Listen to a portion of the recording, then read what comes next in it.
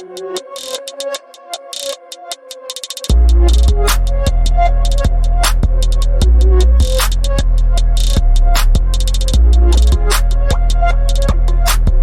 got Zhalgas Zhumagulov versus Charles Energy Johnson. The last time we saw Charles in the cage was against Muhammad Mokaev. He got taken down 12 times, but he defended 14 takedowns. That's still kind of impressive. That's interesting.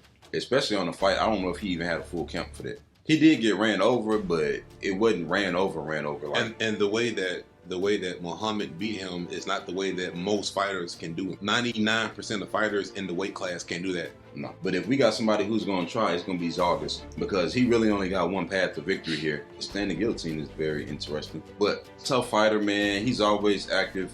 The striking ain't the best, but it ain't the worst. He does some good things. Like, he got a good jab. He got one thing that he does that I hate, man. He misses the overhand left, bro, from a mile.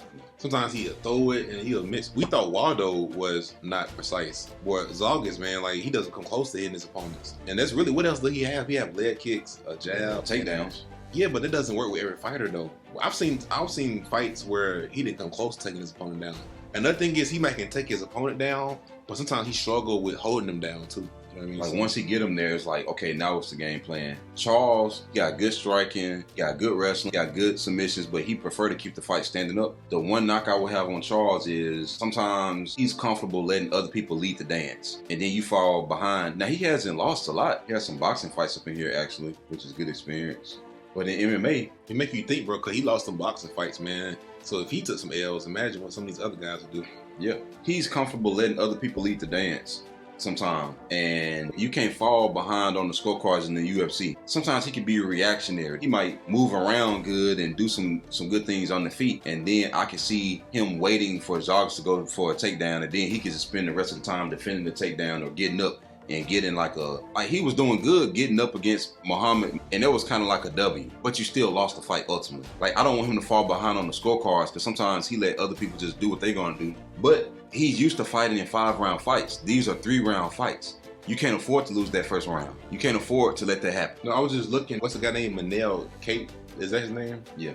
The way he beat him, man, it looks like that's how Charles can get the job done. Because he had him against a cage, he was just throwing punches. Charles ain't the most aggressive, and I'm not saying in a reckless way. I'm saying Charles, again, we get back to this Montel Jackson thing. We get back to this, who else we just talking about? That Kennedy Zhechekwu thing, where they got the athleticism, they got the power, they can do it, but they're more concerned with how they look or something. I don't know. I don't know what it is, but... And Charles is not really a knockout artist. He's just a striker. Well, yeah, he's a striker who can get knockouts, and he can get submissions, and he can wrestle, but he got to create a rhythm and a pace for that to happen. That's why those 5-round fights benefited him in the LFA, because then he could take off with the cardio. He could weaponize his cardio. He could weaponize the movement and getting his opponent tired and controlling the striking and the range. You can get comfortable because you know you got 4 more rounds. You can get a good filling out process before you really start getting into it. But in the UFC, man, you got 3 rounds. And also, like, when Charles fought against Muhammad,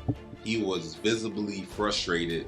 In the second and third round, it's almost like he didn't want to be in there, but not like, it wasn't like a heart type thing, like a heart thing or mental thing. It was more of, I don't want to wrestle these guys. Yeah, I want to fight my way, my game. Yes, and that's what the issue is. These flyweights ain't gonna fight him the way he wants them to. He's gonna turn these strikers into wrestlers, because he's a better striker than 98% of the flyweights, and they can't touch him. So they have no choice but to wrestle, and that's where Zhalgas comes in, because that's all he can offer this dude. But the only issue with Zhalgas is his limitations and his skill set. Because if you talking about you just gonna hold somebody down and that's all you have, it's weird, because I can see him taking him down, but I can also see Charles popping back up, and it kind of canceling out. The striking and the grappling cancel out, if that makes sense. Yeah, but then that means you lose that round. Exactly. But that's what I'm saying. Under the UFC rules, Zhalgas has a really good chance of beating Charles. Oh, absolutely. Just because of the way Charles fight. Again, in a 5-round fight, wouldn't even be close. But Charles got to take it to the next level and say, I got to start putting these dudes away in the 3-round fights. I know Mokaev, that probably wasn't going to happen unless Mokaev had just a real bad night. But Charles got too much potential, man. Yeah, and all that back and straight up to the cage stuff, bro. People are not going to box you, man. Like, dude, this is MMA, man. And we've seen people, if they got to go for 20 takedowns, bro, do you realize that how many takedowns Mokaev had against Charles? To defend 12 of them and get taken down 12 times, but you defended 14, The man went for 26 takedowns. This is what you're dealing with. So Zhalgas knows he only really got one way of winning, and Zhalgas done lost 4 of his last 5 fights. No, he's lost 4 of 5 UFC fights total. He's gonna get cut if he don't win this fight. You know, it's funny, and then the guy he did beat, Jerome Rivera, he's 1-4 in the UFC.